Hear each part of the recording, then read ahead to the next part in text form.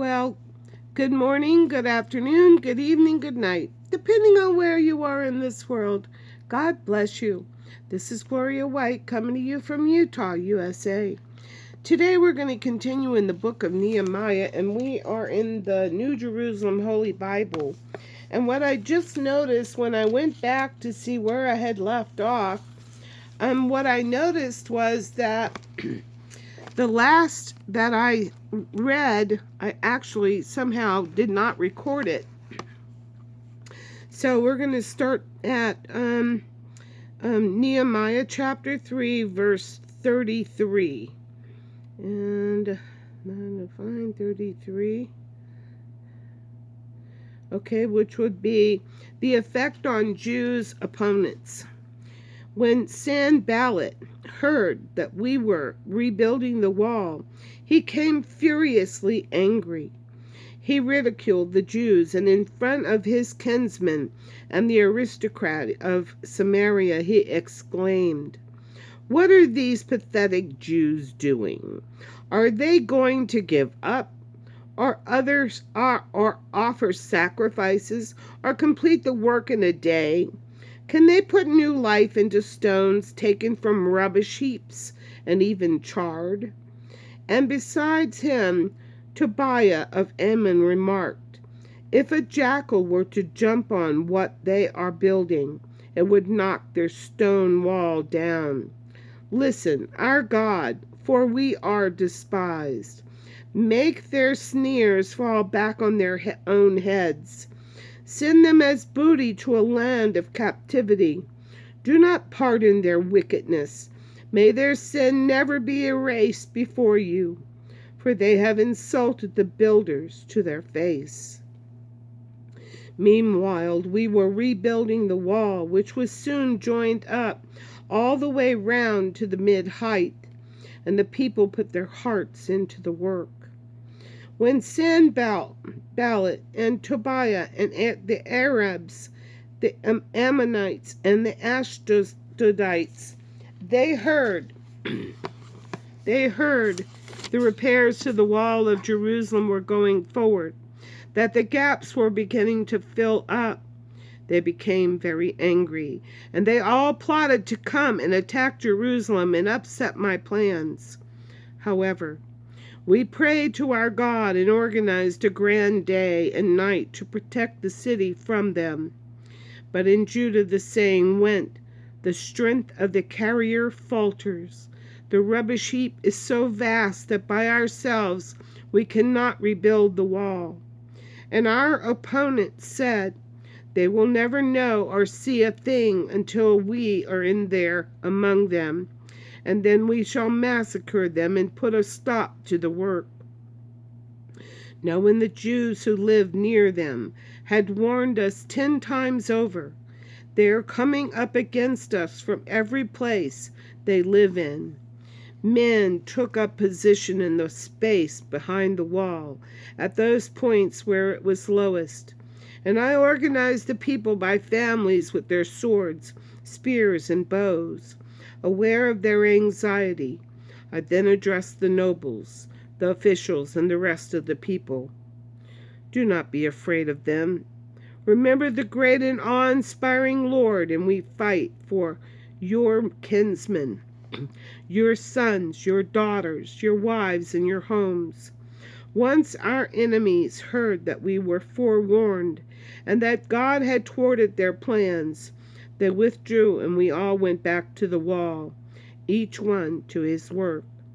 From then on, half of my own retainers went on working, while the other half stood by, armed with spears, shields, bows, and armor, to protect the whole house of Judah as they rebuilt the wall.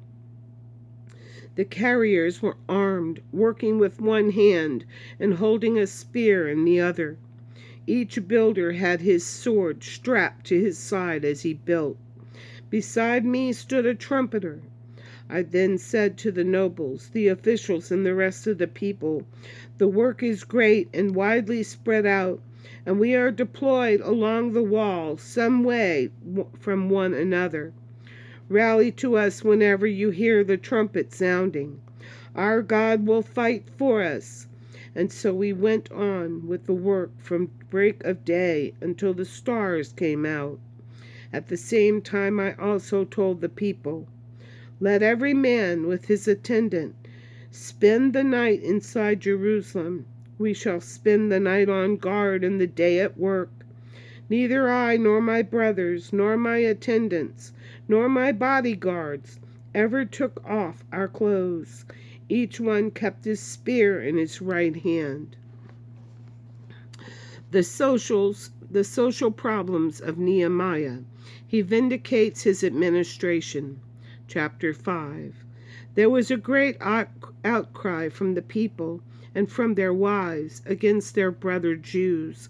Some said, "We are having to pledge our sons and daughters to get enough grain to eat and keep us alive."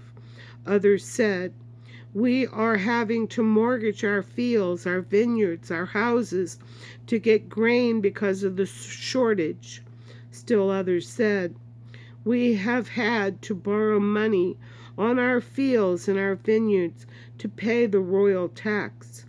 And though we belong to the same race as our brothers, and our children are as good as theirs, we shall have to sell our sons and our daughters into slavery. Some of our daughters have been sold into slavery already. We can do nothing about it, since our fields and our vineyards now belong to others."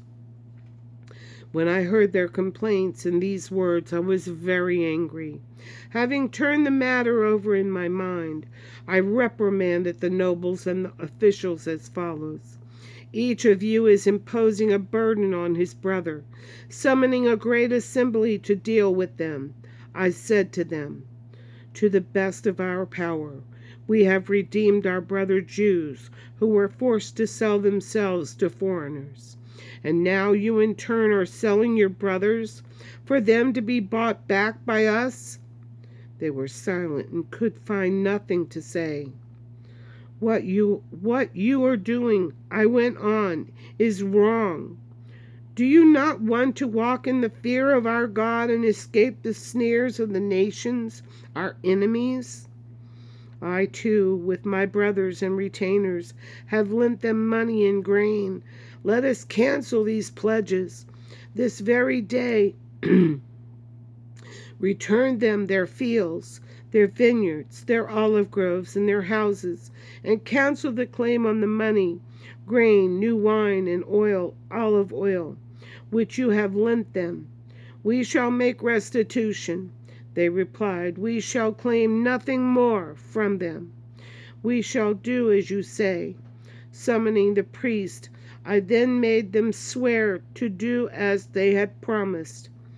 Then, shaking out the fold of my garment, I said, "May God thus shake out the house and possessions anyone who does not make good his promise.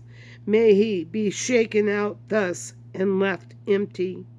And the whole assembly answered, "Amen," and praised Yahweh. And the people kept this promise. What is more, from the time when the king appointed me to be their governor in Judah, from the 20th to the 30th year of King Artaxerxes, for 12 years, neither I, my brothers, ever levied the governor's subsistence allowance, whereas the former governors, my predecessors, had been a burden on the people, from whom they took 40 shekels silver, from which they took 40 silver shekels a day for food and wine, while their attendants oppressed the people too. But I, fearing God, never did this. Also, not acquiring any land, I concentrated on the work on this wall, and all my attendants joined in the work together too.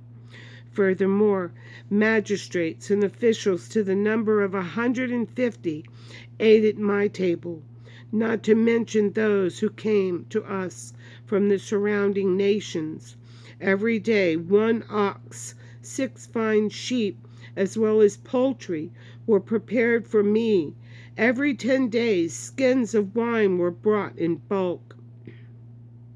But even so, I never claimed the governor's subsistence allowance, since the people already had burden enough to bear. To my credit, my God, remember all I have done for this people.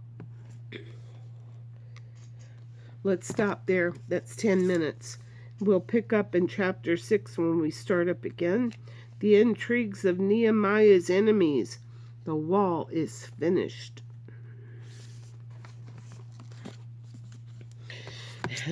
And now we'll go on to the book of Matthew, and we'll continue there. And as always, I love you.